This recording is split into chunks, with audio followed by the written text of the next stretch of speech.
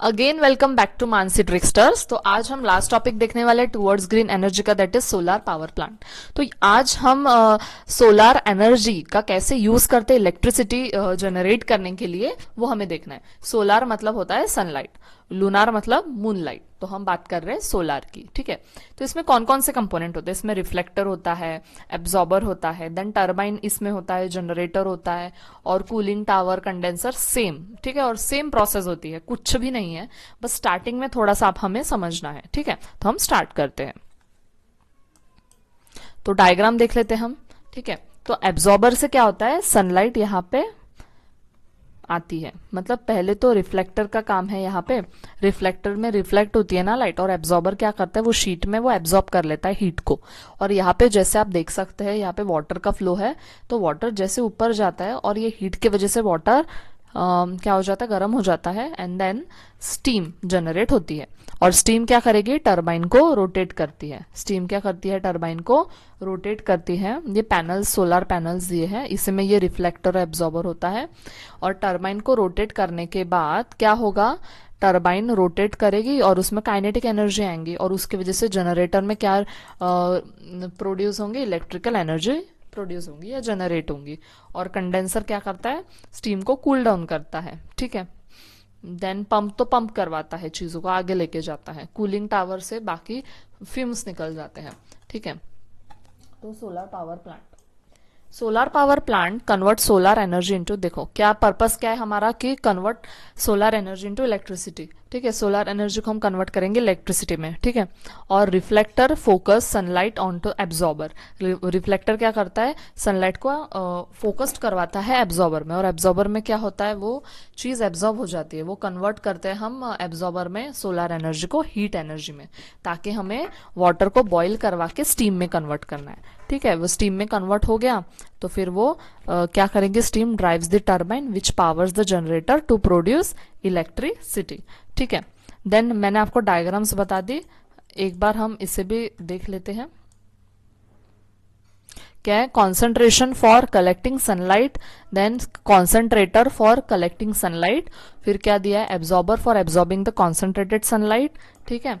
Then जो sunlight concentrate हो चुकी है उसको हमें एब्जॉर्ब करवाना है, तो उसके लिए एब्जॉर्बर लगेगा, वो दिया है। फिर स्टीम टर्बाइन, ठीक है, स्टीम जनरेट हुई, वाटर बॉयल हुआ, उसके बाद steam turbine, then electrical generator, and then electrical energy. Flow chart showing different stages in solar power plant, ठीक है।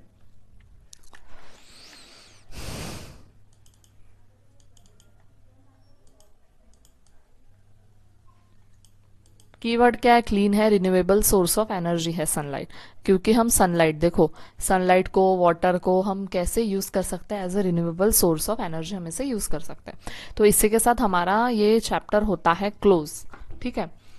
और हम एक बार एक्सरसाइज देख ही लेते हैं।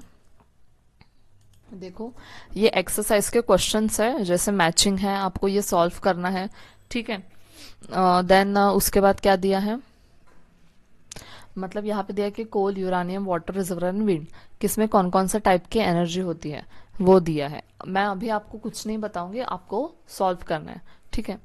देन क्या दिया है यहाँ पे, solve the following crossword puzzle, ये भी क्रॉसवर्ड बहुत इंटरेस्टिंग होता है सॉल्व करने के लिए, ठीक है। देन गिव रीजंस दिए, the construction of turbine is different for different power plant, ठीक है। क्यों डिफरेंट है, उसका गिव रीजन आपको लिखना है, कि टर्बाइन जो है वो स्ट्रक्चरली डिफरेंट होता है ना, पावर प्लांट वो वेरी करता है। देन क्या दिया, it is absolutely necessary to control the fusion reaction in nuclear power plant, ठीक है। क्यों नेसेसरी है कंट्रोल करना न्यूक्लियर फ्यूजन को, ठीक है, in the nuclear power plant. फिर क्या दिया, hydro electric energy, solar energy and wind energy are called renewable energy. तो इसे रिन्यूएबल एनर्जी क्यों बोलते हैं, इसका रीजन मैंने हर पावर प्लांट के एक्सप्लेनेशन में दिया है, ठीक है। बस आपको उसको इलाबरेट करके लिखना है। यहाँ पे आपको it is possible to produce energy from, क्या दिया, milliwatt to megawatt using the solar photovoltaic cells. वैसे तो इस पे ज्यादा क्वेश्चंस आते नहीं है, बट आप एक बार इसे पढ़ लेना, ठीक है, रीड कर लेना एक बार। फिर क्या दिया, draw schematic diagram for solar electric energy, तो एक बार लुकआउट कर लो। वैसे टेक्स्ट बुक का सब कुछ पढ़ लेना तो फिर एक्सरसाइज का आ जाओ, बट गिव रीजन की तरफ आपको ध्यान देना पड़ेगा। Draw neat and well label diagram. तो ये डायग्राम्स किस किस की दी है? Energy transformation in a solar thermal electrical energy. देखो मैं आपको बताती हूँ, आपको सारे थर्मल पावर प्लांट की डायग्राम करनी है, और जो स्टेजेस दी है, एनर्जी के स्टेजेस दिए और कौन से कंपोनेंट्स यूज हुए, ये दोनों के आपको क्या दिए, वहां पे डायग्राम्स दिए हैं।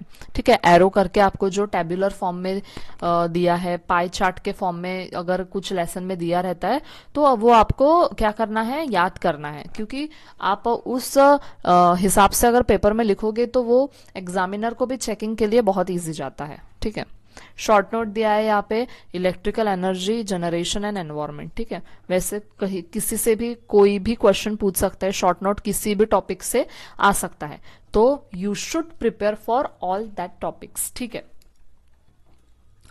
तो हम नेक्स्ट लेक्चर में देखेंगे एनिमल क्लासिफिकेशन। तब तक के लिए आपको क्या करना है, ये सारी चीजों को पढ़ना है, एक्सरसाइज के क्वेश्चन सॉल्व करने हैं, और कोई भी डिफिकल्टीज रही तो आप मुझे कमेंट सेक्शन में बता सकते हैं। तब तक के लिए स्टे ट्यून, गुड लक।